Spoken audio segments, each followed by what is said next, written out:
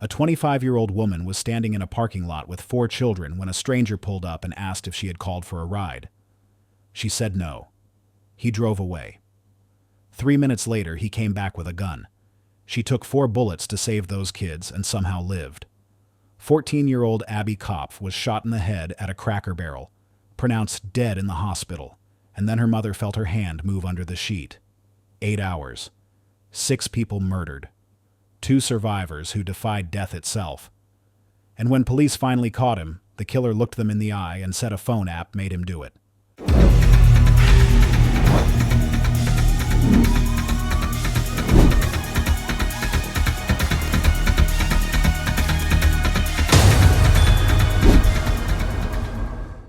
Kalamazoo County sits in the southwestern corner of Michigan, a region of modest homes, family-owned businesses, and tree-lined streets where neighbors still wave to each other from their front porches. It's the kind of place where high school football games draw standing-room-only crowds on Friday nights, where local diners know your order before you sit down, and where violent crime feels like something that happens in bigger cities, on the news, somewhere far away from here. On Saturday, February 20th, 2016, the temperature had climbed above freezing for the first time in weeks. Winter in Michigan can be brutal, with snow piling up for months, but that weekend brought an early thaw. Snow was melting off rooftops, dripping from tree branches, pooling in parking lots. Kids were playing outside without their heavy winter coats for the first time since November. Parents were running weekend errands. Teenagers were getting ready for Saturday night plans. Families were sitting down to dinner, talking about their week, making plans for the days ahead. Nobody in Kalamazoo had any reason to believe that by sunrise on Sunday morning, their city would be forever linked to one of the most random and brutal mass shootings in modern American history. There were no threats circulating online, no warnings from law enforcement, no sense that anything was different about this particular Saturday evening. Life in Kalamazoo moved at its normal, predictable pace. But somewhere in that same peaceful community, a 45-year-old insurance adjuster named Jason Brian Dalton was preparing for his Saturday night Uber shift. He had recently been approved to drive for the rideshare company after passing a standard background check that showed no criminal record, no history of violence, no prior incidents that would raise even a single red flag. Married, father of 2 children, living in a modest home in a quiet neighborhood. To the people who knew him, Dalton was quiet, reserved, maybe a little tense at times, but nothing that made him stand out in any concerning way. Neighbors described him as polite, the kind of person who kept his lawn mowed and his driveway clear of snow. Co-workers at the insurance company where he worked found him dependable, if somewhat withdrawn. His Uber passengers, in the weeks leading up to that Saturday, had given him decent ratings. There were no complaints about inappropriate behavior, no reports of concerning conversations, nothing that suggested danger. Yet by midnight on February 20th, Jason Brian Dalton would be responsible for 6 murders and 2 near-fatal shootings, attacking complete strangers in 3 separate locations across Kalamazoo County. And when detectives finally got him into an interrogation room hours later, his explanation would be so bizarre, so disconnected from reality, that it would become a case study in criminal psychology programs across the country. But to understand how that night unfolded, and why 2 women named Tiana and Abbie Kopf became the faces of survival against impossible odds, you need to understand who they were before the violence found them. Tiana was born into chaos and instability. Her mother battled addiction throughout Tiana's entire childhood, a struggle that shaped every aspect of their family life. By the time Tiana was 7 years old, she had already learned that if she wanted her younger siblings to be fed, bathed, and cared for properly, she would have to do it herself. She became a caretaker when most children are still learning how to tie their shoes. By the time she reached her teenage years, Tiana had developed a fierce sense of independence and an instinct for protection that ran deeper than conscious thought. She had learned to read danger in a person's body language, to sense when a situation was about to turn bad, to act decisively when seconds mattered. These were survival skills, built through years of navigating an unstable home environment where she couldn't rely on the adults who were supposed to protect her. At 17 years old, Tiana became pregnant. The father was not prepared to be a parent, and Tiana knew she couldn't raise a child in the same chaotic environment she had grown up in. So she made the difficult decision to leave home, to strike out on her own, to build a life for her daughter that would be more stable than anything she had known. By February 2016, Tiana was 25 years old and living in the Meadows Townhomes apartment complex in Kalamazoo. She was raising her daughter alone, working hard to provide stability and safety. She had also taken on the role of helping to look after her nieces and several neighborhood children whenever their parents needed support. Kids gravitated toward her because she had a warmth and a presence that made them feel safe. Tiana's life had been difficult, marked by struggles that would have broken many people. But those struggles had also forged in her a strength that most people never have to develop. She had learned, through years of hard experience, that when danger comes, you don't freeze. You don't hesitate. You act. You protect the people who can't protect themselves. That instinct, built over decades of survival, would be the only reason 4 children walked away from a parking lot alive on February 20th, 2016. Abbie Kopf was 14 years old in the winter of 2016, a quiet and thoughtful girl. She wasn't interested in many of the things that consumed other teenagers her age. She didn't care much about social media drama or keeping up with the latest trends. She was kind, gentle, deeply empathetic, and curious about the world in a way that felt profound rather than superficial. One of the most important people in Abbie's life was Barbara Hawthorne, a woman Abbie called her grandmother, even though they weren't connected by blood or legal ties. Barbara was everything to Abbie: mentor, confidant, the person who made her feel truly seen and understood. They had developed a bond that went far beyond casual friendship. They spent weekends together, went to dinners at their favorite restaurants, attended local theater productions and community events. Barbara treated Abbie like her own granddaughter, and Abbie loved her with the kind of deep, unconditional loyalty that doesn't come from obligation, but from genuine soul-level connection. Barbara was 68 years old, a woman who had lived a full and meaningful life. She had raised children of her own, worked for decades in her community, and developed a reputation as someone you could count on when times were tough. She had a gentle spirit and a generous heart, qualities she passed on to Abbie through their countless hours together. In many ways, Barbara was the grandmother Abbie needed, and Abbie was the young person Barbara delighted in nurturing. On the evening of February 20th, 2016, Abbie and Barbara made plans to go to dinner at Cracker Barrel with a group of friends.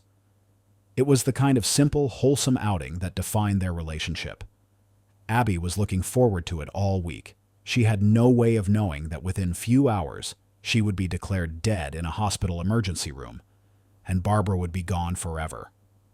Jason Brian Dalton woke up that Saturday morning in his house in Kalamazoo and went through what appeared to be a completely normal routine. He had breakfast with his wife and 2 children. He spent time around the house, taking care of small tasks and errands.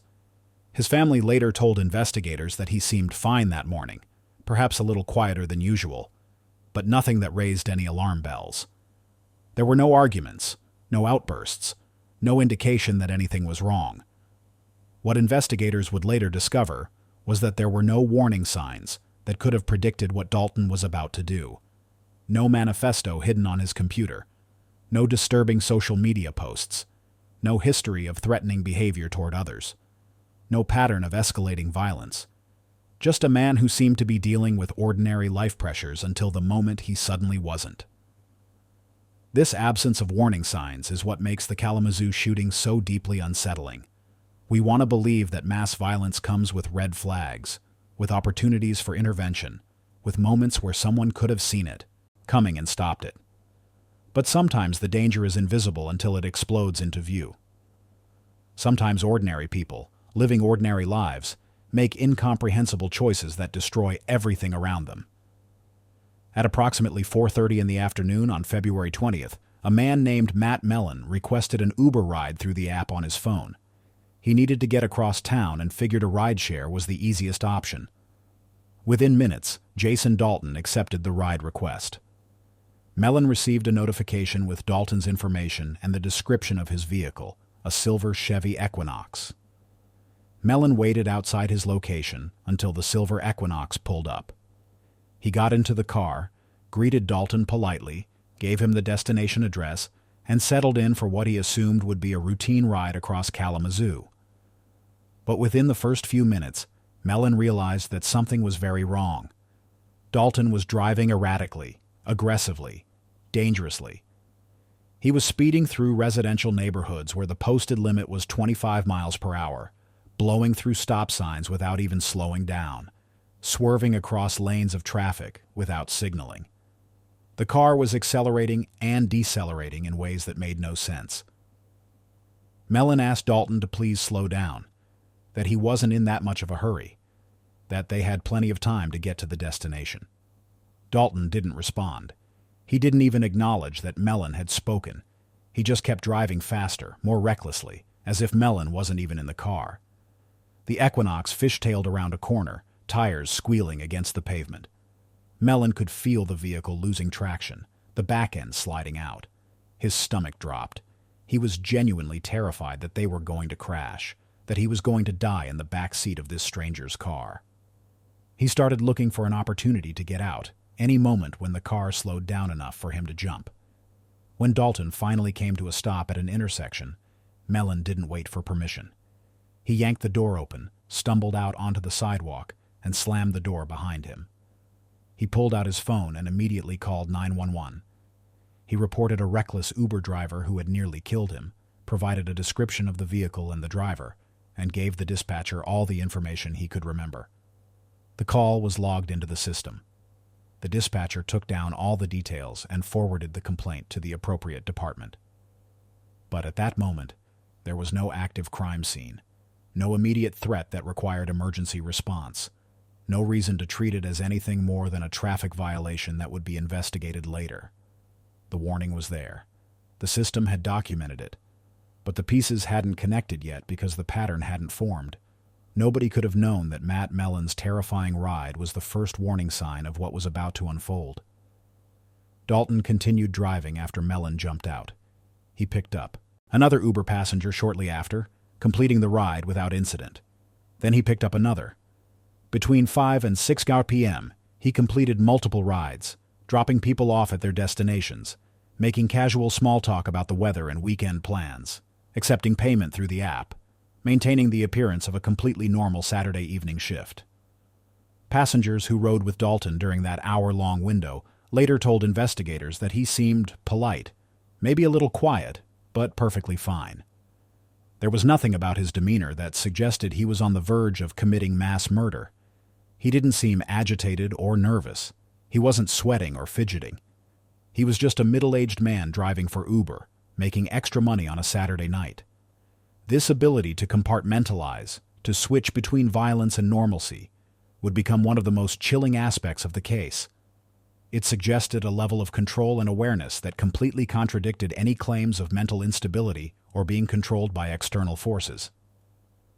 Just after 6 p.m., Dalton drove to the Meadows Townhomes apartment complex on the east side of Kalamazoo. The complex was a typical low-income housing development, rows of identical brick buildings with shared parking lots and small patches of grass where kids played during the warmer months. Tiana Carruthers was standing outside in one of those parking lots with 4 children. One was her niece. The others were kids from the neighborhood who had come over to play. They were running around, laughing, chasing each other in circles, burning off energy before bedtime. The early evening air was mild for February, and Tiana was keeping a careful eye on all of them, making sure they stayed close and stayed safe. A silver Chevy Equinox pulled into the parking lot, moving slowly, deliberately, as if the driver was looking for something. The car stopped near where Tiana was standing.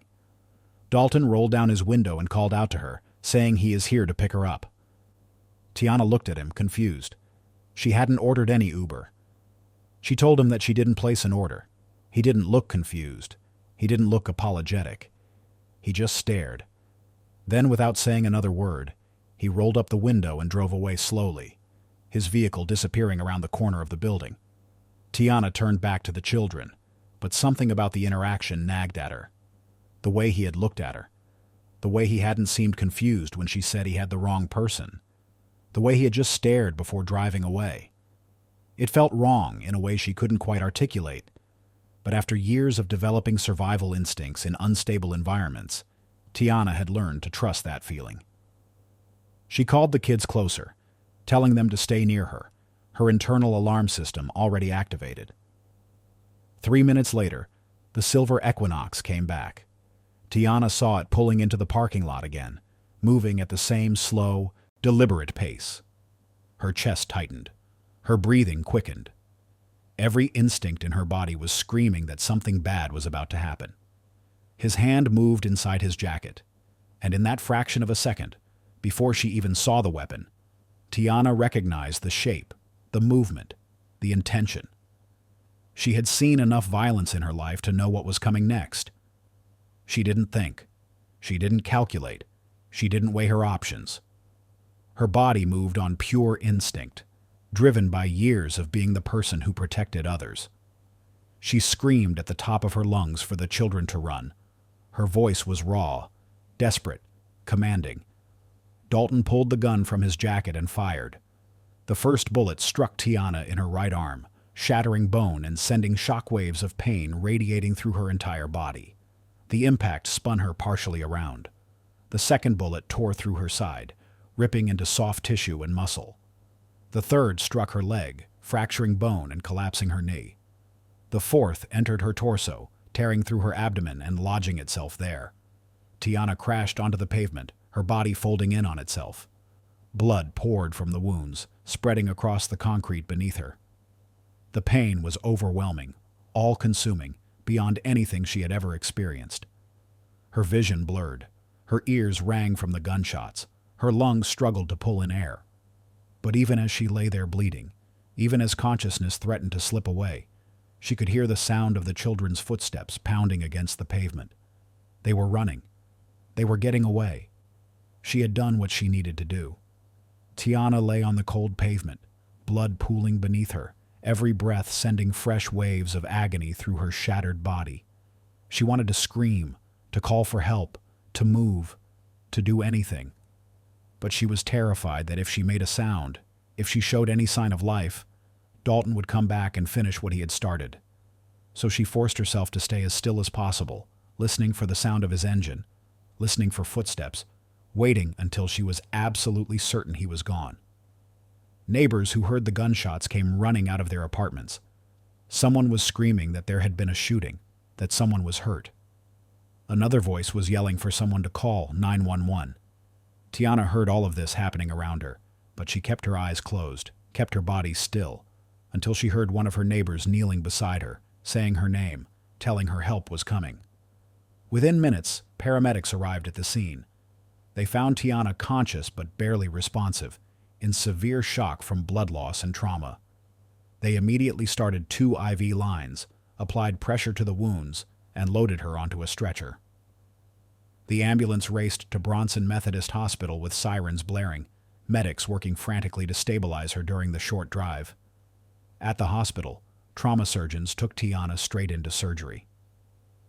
4 bullets had entered her body. One had shattered bones in her arm so severely that reconstruction would require metal plates, bolts, and rods. Another had torn through tissue in her side, causing significant internal bleeding. The third had fractured her leg in multiple places. The fourth had lodged itself deep inside her abdomen, too close to major blood vessels to safely remove without causing more damage than leaving it in place. The surgical team worked through the night. They controlled the bleeding, repaired what they could, and stabilized her condition. But they knew the road ahead would be long and difficult. Tiana had survived, but her body had been devastated. Recovery would take months, possibly years, and there was no guarantee she would ever fully regain the life she had before. But Tiana Carruthers was alive, and so were all 4 children. At 6:15 p.m., the 911 emergency system in Kalamazoo County received the first call reporting the shooting at Meadows Townhomes. The operator dispatched police and emergency medical services immediately, treating it as a high-priority response. Officers were en route within 60 seconds. Paramedics followed shortly after. But before they could begin processing what had happened, another emergency call came in. shooting at Sealy Kia dealership on Stadium Drive. Multiple victims down. Suspect fled the scene in a dark-colored vehicle. Officers who arrived at the Kia dealership found a scene of horror. 2 men were lying on the ground near a row of vehicles on the lot. Both had been shot multiple times at close range. Both were already dead by the time help arrived. Richard Eugene Smith was 53 years old, a man who had worked hard his entire life to provide for his family. He was kind, generous, well-liked by everyone who knew him. He loved spending time with his son, teaching him about cars, passing on knowledge and skills that he hoped would serve Tyler well in life. Tyler Smith was 17 years old, a high school junior with his whole future ahead of him. He was a good student, a loyal friend, a young man full of promise and potential. That Saturday evening, he and his father had driven to the dealership to look at cars, maybe test drive a few models, talk about what Tyler might want to buy when he got a little older and saved up enough money. It was supposed to be a fun father-son outing, the kind of casual bonding time that becomes a cherished memory you talk about years later. They were standing together near a line of vehicles, talking and laughing, completely relaxed and happy. They had no idea anyone was watching them. No idea that danger was approaching. And then a man they had never seen before, a complete stranger with no connection to them whatsoever, came up and opened fire without warning. Richard and Tyler were both killed instantly. There was no confrontation beforehand, no argument, no robbery attempt, no exchange of words. Just sudden, brutal, senseless violence that ended. 2 lives in a matter of seconds. Witnesses at the dealership who saw the shooting described a man firing multiple shots before driving away. They described the car as dark-colored, possibly a Chevy. They said the shooter seemed calm, methodical, not rushed or panicked. He had accomplished what he came to do, and then he left. Police officers responding to the scene immediately began securing the area, checking for other victims, trying to piece together what had happened. But they were also receiving updates from dispatch about the shooting at Meadows Townhomes that had occurred just minutes earlier. The timing was too close to be coincidental. The lack of apparent motive was too similar. Emergency dispatchers across the county were now coordinating information from multiple sources. Officers, detectives, and supervisors were trying to determine if these were isolated incidents or if they were dealing with something far more dangerous. As more details came in, the pattern became impossible to ignore. 2 separate shooting locations within 15 minutes of each other. Random victims with no apparent connection to the shooter. Similar vehicle descriptions. No clear motive at either scene. They weren't dealing with unrelated crimes. They were dealing with an active shooter moving through the city, and nobody knew where he would strike next. After fleeing the Kia dealership, Dalton drove to a rural area outside the city limits. He stopped in an isolated location and switched weapons, retrieving a different firearm from wherever he had stored it. He also made the calculated decision to change vehicles, abandoning the silver Chevy Equinox that had now been reported to police and switching to a dark-colored Chevy HHR. These actions demonstrated planning, forethought, and strategic thinking. Dalton was actively trying to avoid detection by changing the details that witnesses had reported. He understood that police would be looking for the silver Equinox, so he switched to a different vehicle. He understood that he needed different weapons for different situations. These were not the actions of someone who had lost touch with reality. They were the actions of someone who was very much in control. And then, incredibly, impossibly, Dalton logged back into his Uber app and started accepting ride requests again. Between approximately 7 and 9:30 p.m., Dalton picked up and dropped off multiple passengers across Kalamazoo.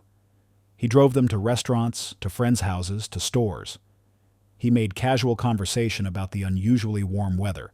He accepted payment through the app and thanked riders for using the service. One passenger later told investigators that Dalton had seemed perfectly normal, maybe even friendly. Another said they had a pleasant conversation about local restaurants. A third said Dalton had been quiet but polite, exactly what you'd expect from any Uber driver on a Saturday night. None of them had any idea that the man driving them across town had just murdered 2 people and critically wounded another. None of them knew that he would murder 4 more before the night was over. This behavior would become absolutely critical to the prosecution's case against Dalton. Defense attorneys would later try to argue that Dalton was mentally unstable, that he was not in control of his actions, that he should not be held fully responsible for what he did. But prosecutors would point to these Uber rides as definitive proof that Dalton was completely aware of his actions, that he could control his behavior when he chose to, and that he was deliberately maintaining a facade of normalcy between acts of violence. If Dalton had truly been in the grip of a psychotic break, if he had truly lost touch with reality, he would not have been capable of picking up passengers, engaging in normal conversation, following GPS directions, accepting payment, and maintaining appropriate social behavior. The fact that he could seamlessly transition between mass murder and casual rideshare service proved that he knew exactly what he was doing. At approximately 10 p.m., Abbie Kopf, Barbara Hawthorne, and 4 friends finished dinner at Cracker Barrel and walked out to the parking lot. Abbie climbed into the front passenger seat. Barbara slid into the seat directly beside her. The other women distributed themselves across the remaining seats. One got in a separate car. A dark-colored vehicle pulled up behind them. Headlights reflected in the rearview mirror. Nobody thought much of it at first. Traffic was normal. Other cars were in the parking lot. There was no reason to be concerned. And then, without any warning, the back window exploded. The first bullet tore through the rear windshield, sending glass flying throughout the interior of the car. The sound was deafening, disorienting, impossible to process in the moment. Before anyone could react, before anyone could even understand what was happening, more gunshots followed in rapid succession. Barbara Hawthorne, sitting directly beside Abbie, instinctively lunged forward, reaching for the girl she loved like a granddaughter, trying to shield her with her own body. It was pure instinct, the kind of selfless reaction that happens without thought when someone you love is in danger. Bullets ripped through the car. Glass shattered, metal punctured. Screams filled the air, high-pitched and desperate, the sounds of people realizing they were dying. Mary Lou Nye, 62 years old, was struck by multiple bullets. She slumped in her seat, blood pouring from her wounds. Mary Jo Nye, 60 years old, Mary Lou's sister-in-law, was hit multiple times. She collapsed forward. Dorothy Judy Brown, 74 years old, was struck in the chest and back. Barbara Hawthorne, 68 years old, was hit multiple times while reaching forward to protect Abbie. The bullets tore through her body, causing massive trauma. She had thrown herself between the gunman and the girl she loved, and it cost her everything. Abbie Kopf, 14 years old, was struck by a bullet that entered the left side of her head. The impact was catastrophic. Her body went limp instantly. Blood poured from the wound, soaking into her clothes, pooling in the seat. The dark vehicle that had been behind them sped away into the night, disappearing before anyone could get a clear look at the license plate. Witnesses who saw the shooting immediately called 911. Multiple calls flooded the emergency system, all reporting the same thing. Shooting at Cracker Barrel parking lot. Multiple victims. People are dying. We need help now. Paramedics and police officers arrived within minutes. What they found was a scene of absolute carnage. 4 women were already dead or dying. The interior of the car was destroyed, covered in blood and broken glass. And slumped in the front seat was a 14-year-old girl with a catastrophic head wound, barely clinging to life. Medics immediately began triage, trying to assess who could still be saved. Some of the women had no pulse, no breathing, no signs of life, but Abbie still had a faint, irregular heartbeat. They carefully extracted her from the vehicle, secured her neck and spine, and loaded her into the ambulance. The ride to Bronson Methodist Hospital took less than 10 minutes, but it felt like an eternity. Medics worked frantically to keep Abbie alive, monitoring her vitals, adjusting equipment, calling ahead to the trauma center to prepare for their arrival. Her heart rate was erratic. Her breathing was shallow and irregular. She was losing blood faster than they could replace it. When the ambulance arrived at the hospital, a full trauma team was waiting. They rushed Abbie into the emergency room and immediately began working to stabilize her. The bullet had entered her skull on the left side, causing severe traumatic brain injury. Her brain was swelling rapidly, putting pressure on vital structures. They intubated her, started multiple IV lines, administered medications to reduce swelling and prevent seizures. But her condition continued to deteriorate. Despite everything they were doing, despite all the medications and interventions, Abbie's heart was failing. Her heart stopped. The monitors went flat. Alarms blared. Close to midnight, the attending physician made the devastating decision to declare Abbie Kopf dead.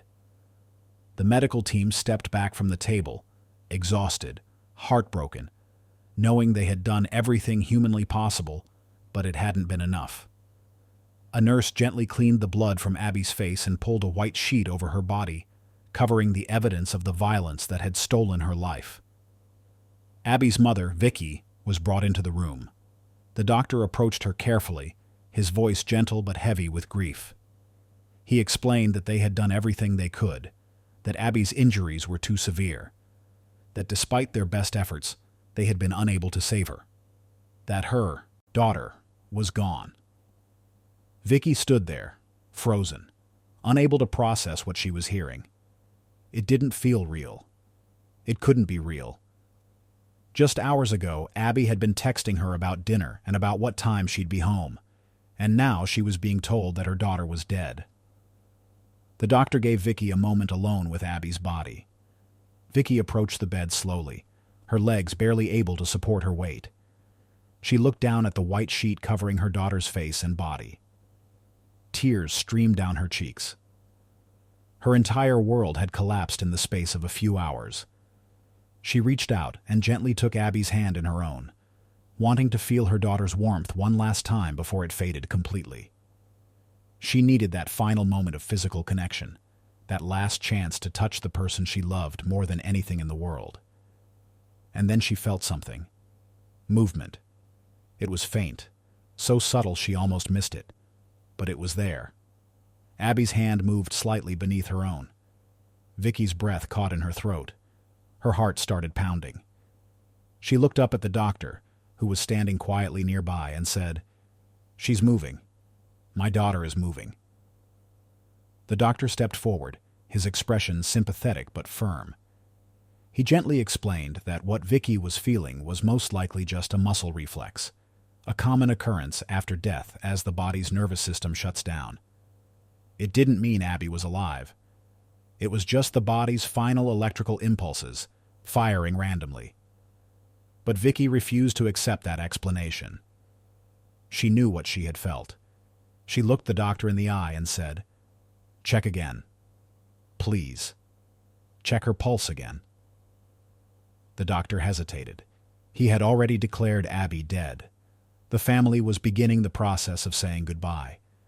But something in Vicky's voice, the absolute certainty in her eyes, made him reconsider. He stepped forward and placed his fingers on Abbie's wrist, checking for a pulse he didn't expect to find. There was a pulse. Faint, barely perceptible, irregular and weak, but unmistakably present. The room erupted into controlled chaos. Monitors were turned back on. Equipment that had been powered down was reconnected. Doctors and nurses rushed back to the bedside, calling out orders, checking vitals, reassessing everything. Abbie's heart was beating again. What had been declared a tragic loss just moments ago was now a desperate race to save a life that had somehow, impossibly returned. Abbie was immediately prepped for emergency neurosurgery. The bullet had caused severe trauma to her brain, and the swelling was critical. Surgeons performed a craniotomy, removing portions of her skull to give her brain room to swell without causing fatal compression. The procedure lasted hours, and the outcome remained uncertain throughout. But Abbie survived the surgery. She was moved to the intensive care unit, placed on a ventilator, surrounded by machines monitoring every aspect of her condition. Her family gathered around her bed, holding her hands, talking to her even though she couldn't respond, praying for another miracle. The medical staff was cautious about offering hope. The brain injury was severe. Even if Abbie survived, there was no way to predict what kind of recovery she might have. She could have permanent cognitive impairment, memory loss, physical disabilities. The bullet had done damage that might never heal. But she was alive, and for the moment, that was everything. While Abbie was being resuscitated and rushed into surgery, police across Kalamazoo County were in a state of high alert. They now had 3 separate shooting locations, 8 victims, 6 confirmed dead, 2 critically wounded, and a shooter who had been actively hunting people for over 6 hours. Emergency operations centers were fully activated. Every available officer was on the street. Dispatch was coordinating information from multiple agencies, trying to track patterns, predict movements, identify the suspect. The description of the vehicle had been updated. Dark-colored Chevy HHR. The suspect was described as a white male, middle-aged, average build. Officers were stopping numerous vehicles that remotely matched the description. But Kalamazoo County is sprawling, with countless back roads, residential neighborhoods, and rural areas where someone could disappear. And each stop was taking precious time during which the shooter could strike again. Frustration and fear were mounting across the department. This was unprecedented. Mass shootings typically happen in a single location, a school, a workplace, a public venue. But this shooter was mobile, moving between locations, attacking random strangers with no apparent pattern. There was no way to predict where he would go next, no way to warn potential victims because everyone was a potential victim. At approximately 12:40 a.m. on February 21st, a sheriff's sergeant patrolling the downtown area spotted a dark-colored Chevy HHR driving through a residential neighborhood. The vehicle matched the description from the Cracker Barrel shooting. More importantly, the driver's behavior was suspicious. He was driving slowly, taking unnecessary turns, appearing to avoid patrol cars when he saw them. The sergeant called for backup and began following the vehicle at a distance. He didn't want to spook the driver into fleeing or, worse, into opening fire on officers or bystanders. He wanted backup in place before attempting a stop. Within minutes, 3 additional patrol cars were in the area, positioning themselves to block potential escape routes. The sergeant activated his lights and sirens. The Chevy HHR continued driving for another block, then slowly pulled over to the side of the road and stopped. Officers approached the vehicle with weapons drawn, preparing for the worst. They expected resistance, possibly a shootout, maybe even a suicide attempt. They had no idea what this man's mental state was or how he would react to being cornered. But Jason Dalton did none of those things. He calmly rolled down his window, extended both hands out where officers could see them, and sat perfectly still, waiting to be arrested. His face was expressionless. His breathing was calm. He looked like a man who had been expecting this moment all along. Officers carefully removed him from the vehicle, handcuffed him, and secured him in the back of a patrol car. They searched the Chevy HHR and found multiple firearms, boxes of ammunition, spent shell casings, and Dalton's cell phone with the Uber app still open on the screen. The timeline on his Uber account showed exactly what he had been doing all evening. Picking up passengers, dropping them off, accepting payments, completing rides, maintaining his driver rating, all while moving between murder scenes.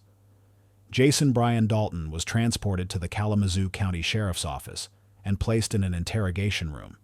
He was read his Miranda rights and asked if he was willing to speak with detectives. He said yes. What followed was one of the most bizarre interrogations in modern American criminal history.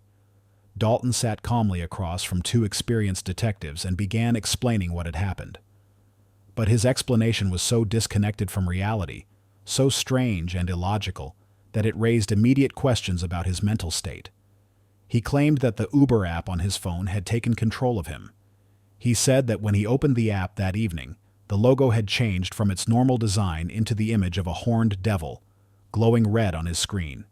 He described the app as a demonic force that had given him instructions throughout the night, telling him where to go, who to target, when to shoot. He said he had tried to resist, but the app's control was too strong. He said he had wanted to stop, but the demonic presence wouldn't let him. He spoke calmly, rationally, describing these claims as if they were obvious facts that anyone would understand. The detectives listened without interrupting. They had been trained to let suspects talk, especially when mental illness might be involved. Challenging Dalton too early might shut down the conversation completely. So they nodded, asked gentle follow-up questions, and let him continue. As Dalton talked, he revealed details that completely undermined his claims of being controlled by an external force. He described switching weapons after the first shooting, explaining in detail how he had driven to a rural location to retrieve a different firearm. He acknowledged changing vehicles to avoid detection, showing clear awareness that police would be looking for the Silver Equinox. He walked detectives through each location, confirming addresses, describing the victims, recounting specific details about the shootings. He explained his decision to continue picking up Uber passengers between attacks, saying it helped him maintain a sense of normalcy, that it gave him an excuse to keep driving around without raising or suspicion. These were not the statements of someone who had lost touch with reality. These were the calculated decisions of someone who was very much in control, someone who understood cause and effect, someone who was actively trying to avoid capture. The detectives asked Dalton about specific passengers he had picked up. He remembered their names, their destinations, their conversations. He could recount these details clearly, accurately, proving that his cognitive function had been completely normal throughout the evening. The interrogation lasted several hours.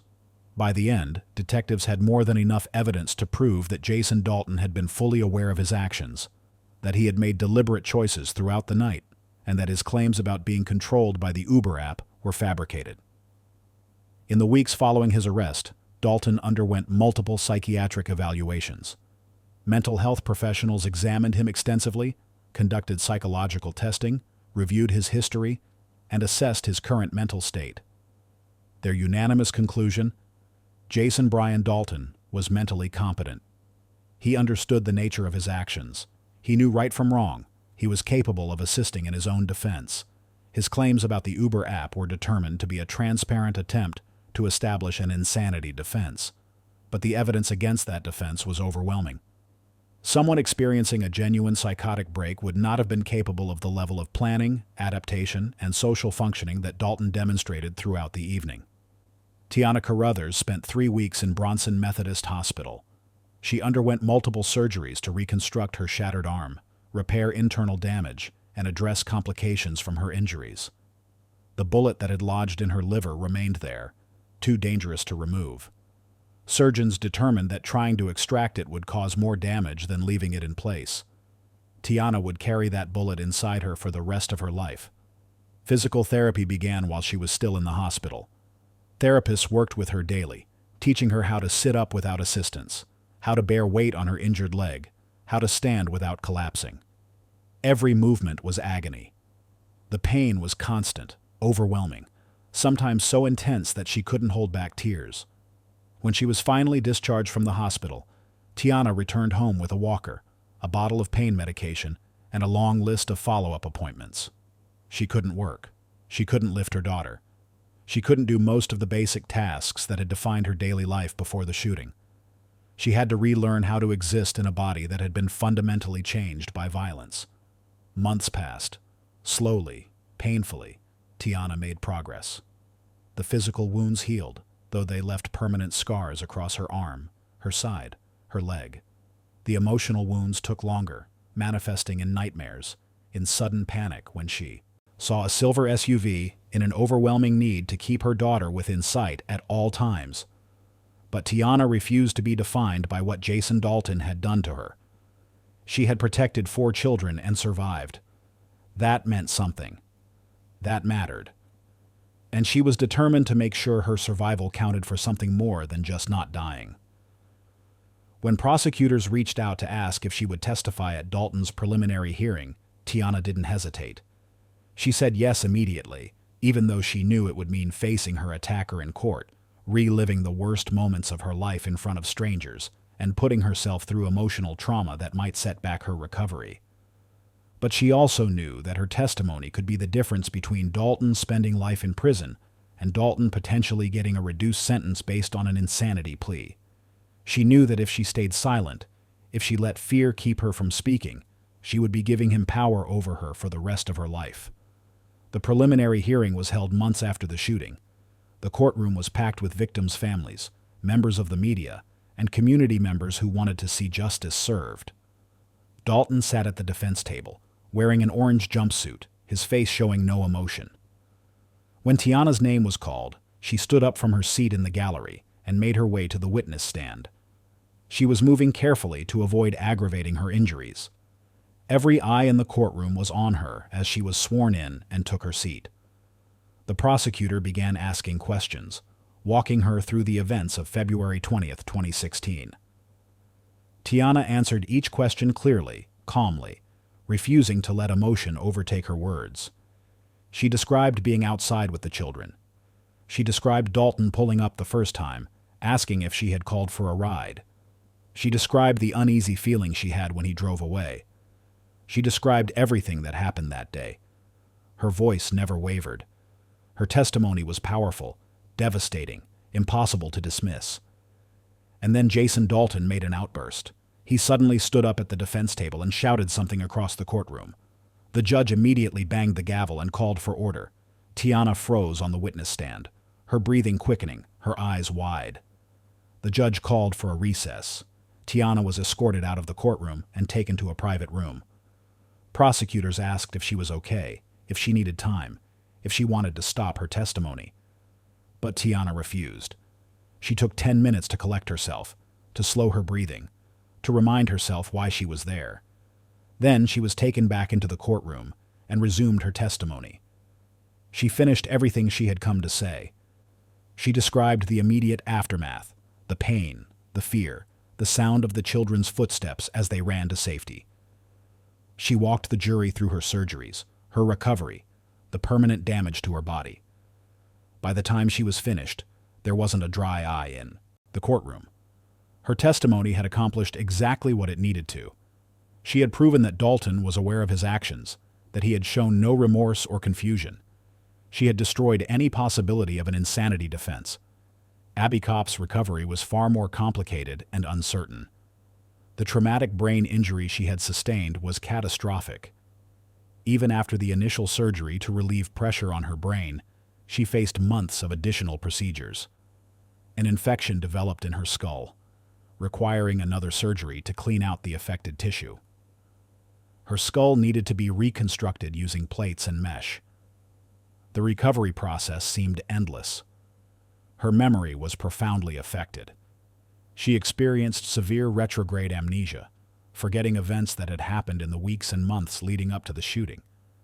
Some days she would wake up and remember recent conversations, recent events. Other days, she would wake up believing it was still February 2016, confused about why she was in a hospital, asking questions that had already been answered dozens of times. One of the most heartbreaking aspects of Abbie's recovery was her repeated question about where Barbara was. She would ask for her grandmother, wanting to see her, wanting to talk to her. And each time, her family had to explain that Barbara had died protecting her during the shooting. Abbie didn't remember the shooting itself. The trauma had erased those specific memories, which was perhaps a mercy. But that also meant she couldn't remember Barbara's final act of love, the way she had reached forward to shield Abbie with her own body, the sacrifice that had given Abbie a chance at survival. Each time Abbie asked about Barbara, each time she had to be told again that Barbara was gone, it was like hearing the news for the first time. The grief was fresh, raw, devastating. Her family would hold her while she cried, while she processed the loss all over again, while she tried to make sense of a tragedy that made no sense at all. Over many months, Abbie slowly regained basic functions. She learned to open her eyes and focus on faces again. She learned to recognize her family members consistently. She learned to stand with assistants, taking careful steps while therapists supported her weight. She learned to form sentences, to express her thoughts, to communicate her needs. Every small victory was celebrated. These were milestones that most people take for granted, but for Abbie and her family, they represented hope that recovery was possible. Physical therapy was grueling. Occupational therapy helped her relearn basic tasks like using utensils, buttoning clothing, writing her name. Speech therapy addressed the cognitive and communication challenges caused by the brain injury. Abbie worked harder than most people ever have to work, fighting every day to reclaim pieces of herself that the bullet had taken. By 2019, 3 years after the shooting, Abbie had recovered enough to return to some version of normal teenage life. She still had challenges. Her memory wasn't perfect. She tired more easily than before. She had to work harder at school to process and retain information. But she was alive, functioning, moving forward. That year, Abbie attended her high school prom. Photos of her in her prom dress circulated on social media, shared by people who remembered the 14-year-old girl who had been declared dead and then miraculously survived. The images were powerful symbols of resilience, hope, and the refusal to let tragedy define a life. Abbie would never be exactly who she was before February 20th, 2016. The bullet had taken too much, changed too much. But she was still here, still fighting, still carrying Barbara's love and sacrifice with her. In January 2019, nearly 3 years after the shooting, Jason Brian Dalton appeared in Kalamazoo County Circuit Court for his final hearing. He had initially pleaded not guilty, intending to pursue an insanity defense based on his claims about the Uber app. But the evidence against that defense was overwhelming. Psychiatric evaluations had determined he was competent. His own statements during the interrogation had proven he understood his actions. Testimony from his Uber passengers demonstrated his ability to function normally between murders. Faced with the certainty of conviction and the possibility of a lengthy trial that would put victims' families through even more trauma, Dalton's attorneys advised him to change his plea. On January 7, 2019, Dalton stood before Judge Alexander Lipsey and pleaded guilty to 6 counts of murder, 2 counts of assault with intent to commit murder, and multiple firearms charges. The plea agreement meant there would be no trial, no lengthy legal battle, no years of appeals. Dalton would be sentenced to life in prison without the possibility of parole, and the families of his victims would be spared the trauma of watching him try to defend his actions in court. The sentencing hearing was held a few weeks later. The courtroom was filled with family members of the 6 people Dalton had murdered, along with Tiana Carruthers, Abbie Kopf and her family, community members, and media representatives from across the country. If you've been following this story and finding it meaningful, this is a good time to hit that like button and subscribe to the channel. These stories of survival and resilience matter. Judge Lipsey proceeded with the sentencing, his voice heavy with the weight of what he was about to do. He sentenced Jason Brian Dalton to life in prison without the possibility of parole for each of the 6 murder counts, to be served consecutively. He added additional sentences for the assault charges and weapons charges. The total sentence ensured that Dalton would spend the rest of his natural life behind bars, never again walking free in the world he had terrorized. The families left the courtroom with a measure of closure, knowing that justice had been served, that Dalton would never hurt anyone else, that their loved ones had been honored and remembered. Tiana Carruthers made a decision after the trial concluded. She would not let Jason Dalton's actions define the rest of her life.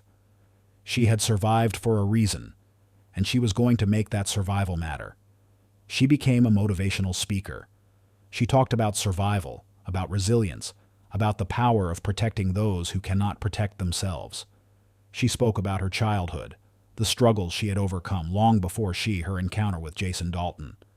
She spoke about the night of February 20th, 2016, the moment she saw the gun, the decision she made to scream for the children to run. She spoke about taking 4 bullets and surviving. She spoke about the long recovery, the painful physical therapy, the emotional trauma that took years to process. She spoke about the bullet that still lives in her liver, a permanent reminder of the night a stranger tried to kill her. But most importantly, she spoke about hope, about the fact that trauma doesn't have to be the end of your story, that survival can be transformed into purpose, that strength can be found in the darkest moments if you refuse to let darkness win. Abbie continues her recovery every day. She still works with therapists to address ongoing cognitive challenges.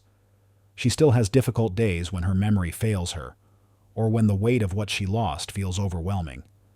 But she keeps moving forward, carrying Barbara's love with her, honoring that sacrifice by living the fullest life she possibly can. The families of the 6 victims have maintained memorial traditions, ensuring that their loved ones are never forgotten. They gather each year on February 20th at Cracker Barrel, the site of the deadliest attack, to light candles, share stories, and support each other. Kalamazoo has not forgotten what happened on that February night in 2016. The city carries the memory of that tragedy, but it refuses to be defined by it. Instead, Kalamazoo has become a community that rallies around survivors, that honors victims, that works to ensure their stories are never reduced to mere statistics. What case do you want us to cover next? Drop your suggestions in the comments below and let us know what stories you think need to be told. Thank you for watching, for caring, for being part of this community. We'll see you in the next one.